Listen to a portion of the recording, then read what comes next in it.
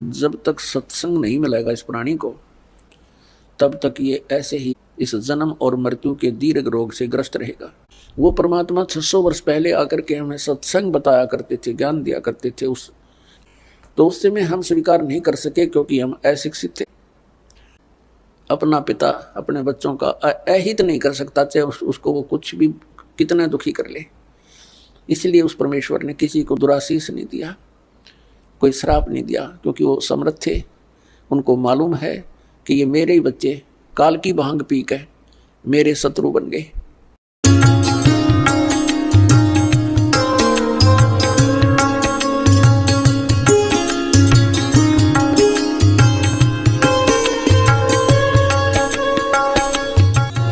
जब तक सत्संग नहीं मिलेगा इस प्राणी को, तब तक ये ऐसे ही इस जन्म और मृत्यु के दीर्घ रोग से ग्रस्त रहेगा।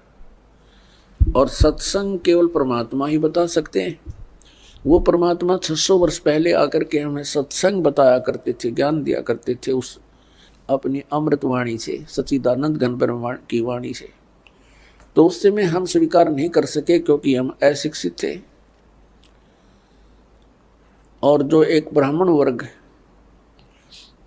शिक्षा का अधिकारी था, उनकी बुद्धि वहां तक पहुंच नहीं पाई, क्योंकि वो काल भगवान से प्रेरित रहे और परमात्मा का विरोध करवा दिया, ये कहकर कि कबीर अशिक्षित है, ये संस्कृत भाषा नहीं जानता है, ये ऊट पटांग बोल रहा है, ये झूठ बोल रहा है।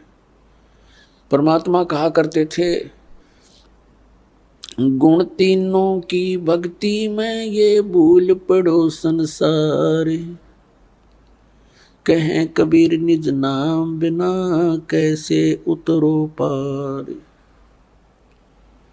तीन देव की जो करते भक्ति, उनकी कदे ना होवे मुक्ति। आज से लगभग 600 वर्ष पहले ये शब्द बोलना कि तीन देवता ब्रह्मा विष्णु महेश जी की जो भक्ति करते हैं उनका कभी मोक्ष नहीं हो सकता। पुण्यात्माओं, 600 वर्ष पहले ये बात कहना अपनी मौत को आमंत्रण देना होता था, अपनी मौत को निमंत्रण था। लेकिन वो तो अविनाशी थे, वो तो परमात्मा थे, और उन्होंने उस समय ये शब्द बोले थे और ऐसा घोर विरोध किया था उस मालिक की। उन लीलाओं को जो पढ़ते हैं आंखों से आंसू नहीं सूखते, ऐसे जुल्म गुजारे थे उस परम पिता के ऊपर, हमारे भगवान अपने पिता के ऊपर। अब जो विरोध कर रहे थे वो भी उसी के बच्चे, ब्राह्मण काजी मुल्ला, उसी परमात्मा के बच्चे हैं।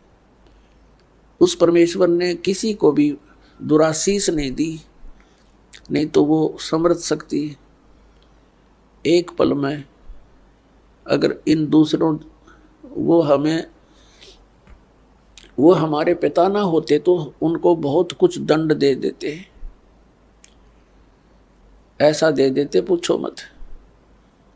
जैसे एक बार गोरखनाथ जी के साथ मजाक कर दिया किसी ने, और उसने इतना गुस्सा उठा, वह मंडली थी उसके साथ 400-500 की, उसने एक शब्द उच्चारण कर दिया कि खड़े हैं वो तो पत्थर बन जाएंगे और बैठे हैं वो सिद्ध।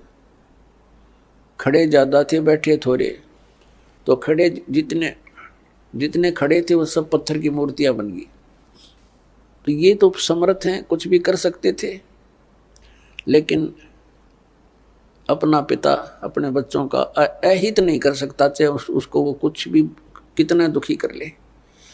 इसलिए उस परमेश्वर ने किसी को दुराशीष नहीं दिया, कोई श्राप नहीं दिया, क्योंकि वो समर्थ थे। उनको मालूम है कि ये मेरे ही बच्चे काल की भांग पी के मेरे शत्रु बन गए। उस समय अपनी समर्थता का प्रमाण दिया। इसी सत्य कहने के कारण उस परमात्मा को जेरे कुएं में डाल दिया।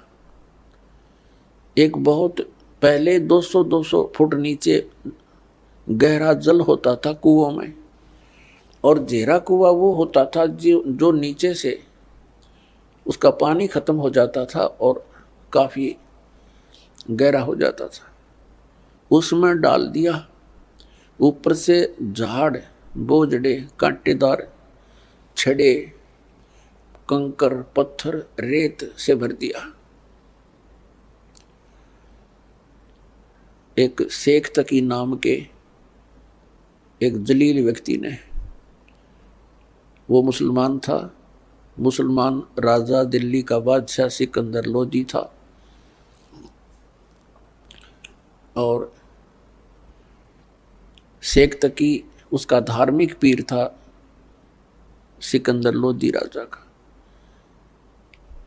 मुसलमानों को इकट्ठा कर लेता था, राजा के सामने नारे लगवा देता था, राजा पब्लिक को देखकर घबरा जाता था, और फिर वो मनमानी सजा दिया करते थे। कबीर परमात्मा कुएं में डाल दिया, भर दिया पूरा,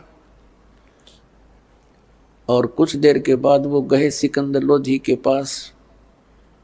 परमात्मा कबीर देव जी राजा के पास उनके महल में एक कमरे में विराजमान मिले, क्योंकि वो समर्थ थे, वो पूर्ण ब्रह्म हैं, वो समर्थ हैं, लेकिन उनकी लीलाओं को देखा जाता है, पढ़ते हैं तब रोंगटे खड़े हो जाते हैं। हमारे पिता हमारे हित के लिए आए थे, हम उनके शत्रु बन गए।